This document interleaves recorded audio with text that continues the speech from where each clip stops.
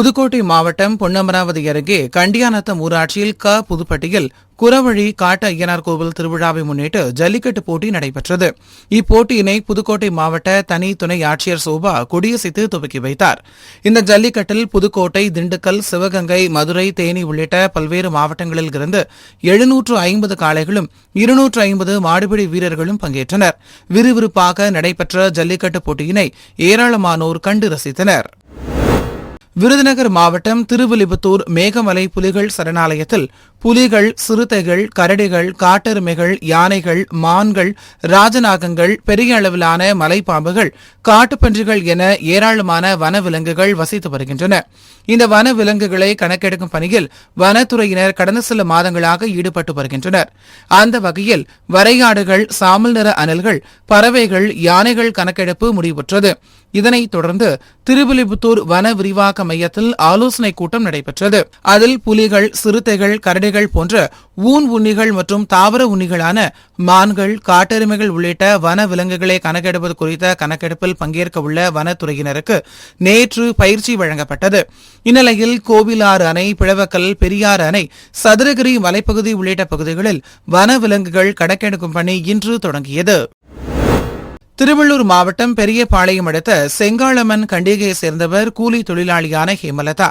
இந்நிலையில் நேற்று நள்ளிரவு ஹேமலதா வீட்டில் தூங்கிக் கொண்டிருந்த போது அவரை பாம்பு ஒன்று கடித்துள்ளது. இதனைத் தொடர்ந்து ஹேமலதாவின் அலறல் சத்தத்தை கேட்ட குடும்பத்தினர் அவரை மீட்டு திருவள்ளூர் அரசு மருத்துவமனையில் தீவிர சிகிச்சை பிரிவில் அனுமதிக்கப்பட்ட நிலையில் சிகிச்சை பலனின்றி பரிதாபமாக உயிரிழந்தார். இந்த சம்பவம் குறித்து பெரியபாளையம் போலீசார் வழக்கு பதிவு செய்து விசாரணை மேற்கொண்டு வருகின்றனர். வீட்டில் தூங்கிக் கொண்டிருந்த பெண் பாம்பு கடித்து உயிரிழந்த சம்பவம் அப்பகுதியில் பெரும் சோகத்தை ஏற்படுத்தியுள்ளது. ஈரோடு அரசு மருத்துவமனை ரவுண்டானாவில் சுப்ரி மொபைல்ஸ் என்ற பெயரில் செல்போன் கடை செயல்பட்டு வருகிறது. இந்த கடையின் மேலாளர் வினோத் இன்று காலை வழக்கம் போல் கடையை திறந்தபோது செல்போன்கள் ஆங்காங்கே சிதறி கிடந்ததைக் கண்டு அதிர்ச்சியடைந்தார். பின்னர் உள்ளே சென்று பார்த்தபோது கடையின் பின்பகுதியில் தகர ஷெட்டில் உள்ள மேற்கூரை பிரிக்கப்பட்டு பல லட்சம் ரூபாய் மதிப்பிலான 58 செல்போன்கள் கொள்ளை போனது தெரியவந்தது.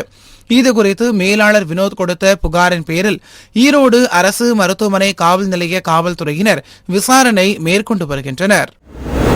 சேலம் மாவட்டம் போடிநாயக்கன்பட்டி ஏரியை தூர்வாரி அழகுபடுத்துவதற்காக கடந்த 2019ஆம் ஆண்டு 15 கோடி ரூபாய் நிதி ஒதுக்கப்பட்டு பணிகள் தொடங்கி வைக்கப்பட்டது. அடுத்த மாதம் ஏரியை பயன்பாட்டிற்கு கொண்டு வருவதற்காக அவசர கதியில் பணிகள் நடைபெற்று வருகிறது.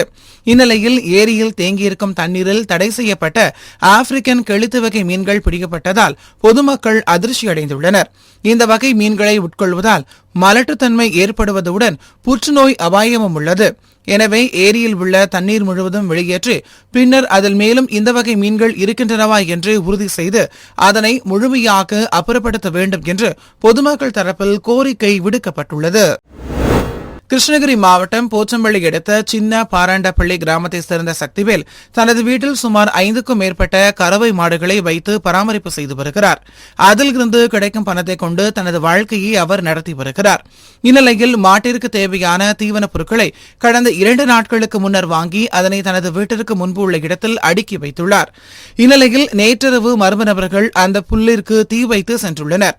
இதுகுறித்து தகவல் அறிந்து அங்கு வந்த போச்சம்பள்ளி தீயணைப்புத் துறையினர் மேலும் தீ பரவாமல் தடுத்தனர். இரவு வேளையில் நடைபெற்ற இந்த தீ விபத்தால் பெரும் அசம்பாவிதம் தவிர்க்கப்பட்டது. காஞ்சிபுரம் மாவட்டம் வாலாஜாபாத் அடுத்த கட்டவாக்கம் கிராமம் நாயுடு தெருவை சேர்ந்தவர் சுகுணா. இவர் தனது வீட்டின் கீழ் பகுதியில் வட மாநிலத்தவர்களுக்கு வாடகைக்கு விட்டு மாடியில் தங்கி வந்தார். இந்நிலையில் சுகுணாவின் வீட்டுக்குள் நுழைந்த மர்ம நபர்கள் சுகுணாவை கொலை செய்துவிட்டு அவர் அணிந்திருந்த சுமார் 6 லட்சம் ரூபாய் மதிப்புள்ள செயின், வளையல் உள்ளிட்ட தங்க நகைகளை கொள்ளையடித்துக் கொண்டு தப்பினர். இதுகுறித்து தகவல் அறிந்து சம்பவ இடத்துக்கு வந்த வாலாஜாபாத் காவல்துறையினர் சுகுணாவின் உடலை மீட்டு செங்கல்பட்டு அரசு மருத்துவமனைக்கு அனுப்பி வைத்து கொலை பற்றி தீவிர விசாரணை நடத்தி வருகின்றனர். மேலும் சுகுணாவின் வீட்டின் கீழ் பகுதியில் வாடகைக்கு தங்கியுள்ள 3 வட மாநில நபர்களை சந்தேகத்தின் பெயரில் வாலாஜாபாத் காவல்துறையினர் அழைத்து சென்று விசாரணை நடத்தி வருகின்றனர். சென்னை எண்ணூர் தாழங்குப்பம் சுனாமி குடியிருப்பில் வசித்தவர் ஹரிகிருஷ்ணன். சின்னராஜ் என்பவரின் படகில் இருவரும் ஆகாஷ் மற்றும் ராஜா ஆகிய மீனவர்களும் இன்று அதிகாலை 4:30 மணியளவில் எண்ணூர் முகத்துவாரம் வழியாக கடலுக்கு மீன்பிடிக்க சென்று கொண்டிருந்தனர். அப்போது பலத்த காற்று மற்றும் அலை சீற்றத்தினால் படகு கவிழ்ந்த நிலையில் ஹரிகிருஷ்ணன் அங்கிருந்த கற்களின் மீது அடிபட்டு சம்பவ இடத்திலேயே உயிரிழந்தார். பின்னர் அங்கிருந்த மீனவர்கள் ஹரிகிருஷ்ணனின் உடலை கரையோரம் கொண்டு வந்து மீஞ்சூர் காவல்துறை கட்டுப்பாட்டு அறைக்கு தகவல் தெரிவித்தனர். இதன் பேரில் அங்கு வந்த எண்ணூர் போலீசார் உடலை கைப்பற்றி அரசு ஸ்டாண்டி மருத்துவமனைக்கு உடற்கூறாய்வுக்காக அனுப்பி வைத்தனர். உயிரிழந்த ஹரிகிருஷ்ணனுக்கு கமலா என்ற மனைவியும் 2 மகள்களும் உள்ள நிலையில் மீன்பிடிக்க செல்லும் போது படகு கவிழ்ந்து உயிரிழந்த சம்பவம் அப்பகுதியில் மிகுந்த சோகத்தை ஏற்படுத்தியுள்ளது. திண்டுக்கல் மாவட்ட ஆட்சியர் அலுவலகத்தில் உள்ள உள்ளாட்சி தணிக்கை உதவி இயக்குநர் அலுவலகத்தில் ஊராட்சி ஒன்றியங்கள் மற்றும் கிராம ஊராட்சிகளின் வருடாந்திர கணக்குகளை தணிக்கை செய்யும் பணிகள் கடந்த 2 தினங்களாக நடைபெற்று வருகிறது. இந்த தணிக்கை குழுவில் ஈடுபட்டுள்ள அலுவலர்களுக்கு ஊராட்சி ஒன்றிய மற்றும் கிராம ஊராட்சிகளில் பணியாற்றி வரும் கிராம ஊராட்சி செயலாளர்கள் லஞ்சம் கொடுப்பதாக மாவட்ட லஞ்ச ஒழிப்புத்துறைக்கு ரகசிய தகவல் கிடைத்தது. அதன் பேரில் மாவட்ட லஞ்ச ஒழிப்புத்துறை துணை கண்காணிப்பாளர் நாகராஜன் தலைமையில் 20 பேர் கொண்ட குழு தணிக்கை குழு அலுவலகத்தில் நுழைந்து அதிரடி சோதனையில் ஈடுபட்டனர். அப்போது அலுவலர்கள் மற்றும் ஊழியர்கள் என 15 பேர் பயன்படுத்தி வரும் மேஜை, குப்பை கூடை, பீரோ, ஜன்னல் ஆகிய இடங்களில் இருந்து கணக்கில் வராத 1,57,270 ரூபாயை பறிமுதல் செய்தனர். இந்த பணம் குறித்து அவர்களிடம் தனித்தனியாக லஞ்ச ஒழிப்பு காவல்துறையினர் விசாரணை நடத்தினர். 15 பேரிடமிருந்து கைப்பற்றப்பட்ட பணம் குறித்து துறை ரீதியாக நடவடிக்கை எடுக்க பரிந்துரை செய்யப்படும் என லஞ்ச ஒழிப்பு காவல்துறையினர் தெரிவித்துள்ளனர். கலைஞர் நூற்றாண்டு பிறந்தநாள் விழாவை முன்னிட்டு மயிலாடுதுறை அருகே மண்ணம்பந்தல் ஊராட்சியில் திமுக இளைஞரணி சார்பில் கலைஞர் நூலகம் திறப்பு விழா மாவட்ட இளைஞரணி அமைப்பாளர் மருது தலைமையில் நடைபெற்றது. இந்த நூலகத்தில் கலைஞரின் காலத்தால் அழியா காவியங்களான நெஞ்சுக்கு நீதி, குறளோவியம், கலைஞரின் கடிதங்கள் உள்ளிட்ட ஏராளமான புத்தகங்கள் இடம்பெற்றுள்ளன.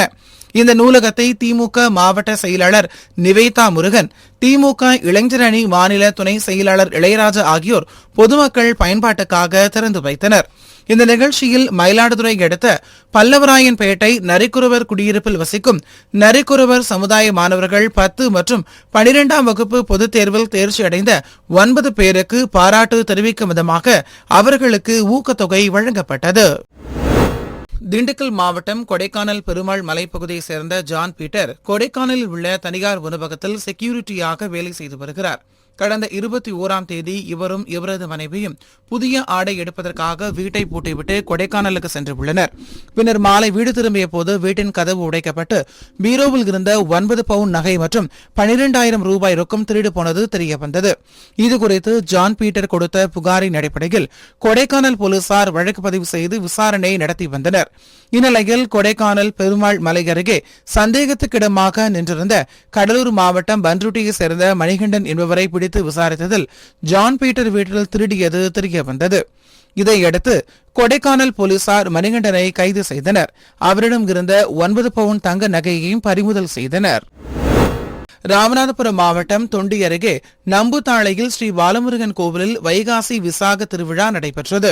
இவ்விழாவை முன்னிட்டு மீனவ இளைஞர் மன்றம் சார்பில் கிராம தலைவர் முத்துராக்கு, ஊராட்சித் தலைவர் பாண்டிசெல்வி ஆறுமுகம், ஒன்றிய கவுன்சிலர் சுமதி முத்துராக்கு ஆகியோர் முன்னிலையில் பாய்மர படகு போட்டி நடைபெற்றது.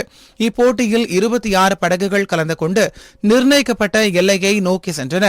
படகுகள் காற்றின் வேகத்தில் ஒன்றை ஒன்று முந்தி சென்று பார்வையாளர்களை கவர்ந்தது. இப்போட்டியின் முடிவில் முதலிடத்தை பிடித்த நம்புதாளை அம்பலம் அணி, 2வது இடத்தை பிடித்த தொண்டி புதுக்குடி இளஞ்சியம் அணியும், 3ஆம் இடம் பிடித்த தொண்டி புதுக்குடி நடராஜன் அணிகளுக்கு சுழல் கோப்பையும் ரொக்க பரிசும் வழங்கப்பட்டது. புதுக்கோட்டை மாவட்டம் கணேஷ் நகரில் வசிக்கும் மத போதகர் ஜான் தெய்வசகாயம் தனது மனைவி எஸ்தர் ஹெலனுடன் கோவைக்கு மருத்துவ சிகிச்சைக்காக சென்றுள்ளார். பின்னர் 1 வார கால சிகிச்சைக்கு பிறகு வீட்டிற்கு திரும்பிய நிலையில் வீட்டில் இருந்த 80 பவுன் நகைகள் கொள்ளையடிக்கப்பட்டிருப்பதையும் வீட்டின் பின்பக்க கதவு உடைக்கப்பட்டிருப்பதையும் கண்டு அதிர்ச்சி அடைந்தனர்.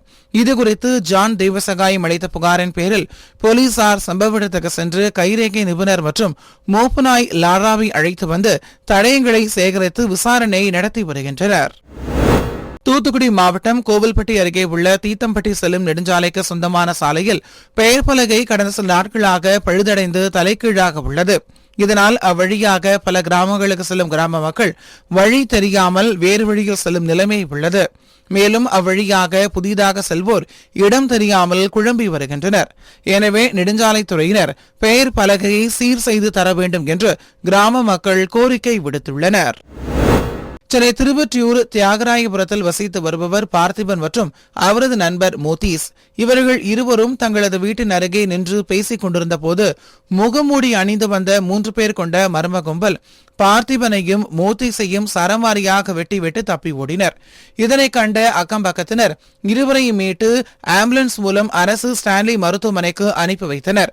பின்னர் தகவல் அறிந்து வந்த திருவொற்றியூர் போலீசார் அருகாமையில் இருந்த சிசிடிவி காட்சிகளை ஆய்வு செய்து விசாரணை செய்து தப்பியோடியவர்களை தேடி வருகின்றனர். தஞ்சாவூர் மாவட்டம் பாபநாசம் தாலுகா கூனஞ்சேரி பகுதியை சேர்ந்தவர் பாலசுப்ரமணியன்.